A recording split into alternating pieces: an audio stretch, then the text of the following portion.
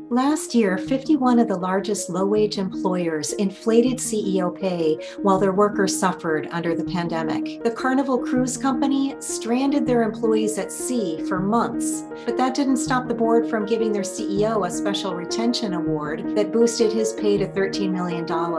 That's 490 times as much as the company's median worker pay of $27,000. At Tyson Foods, employees have suffered more COVID infections and deaths than at any other meat packer. COVID-19 outbreaks are sickening workers and halting production. Meat processing plants around the country have become COVID-19 hotspots. But when top execs didn't meet their bonus targets, the board handed them stock awards to make up the difference. Company chair John Tyson hardly needed that extra boost. An heir to the Tyson fortune, his personal wealth has increased 72% during the pandemic to $2.6 billion. At Chipotle, the board moved bonus goalposts to inflate the CEO's pay to $38 million, nearly 3,000 times as much as the pay for workers taking great risks to go back to work and serve Chipotle customers. The problem of big corporations overpaying their almost entirely white and male CEOs and underpaying their diverse frontline workers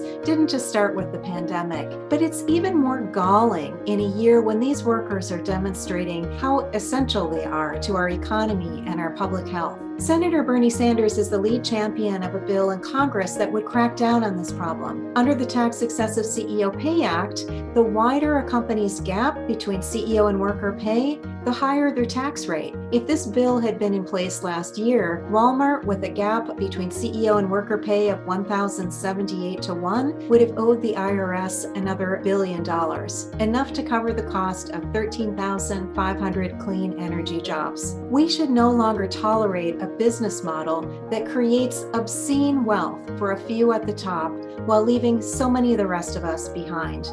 It is time to tax huge CEO worker pay gaps.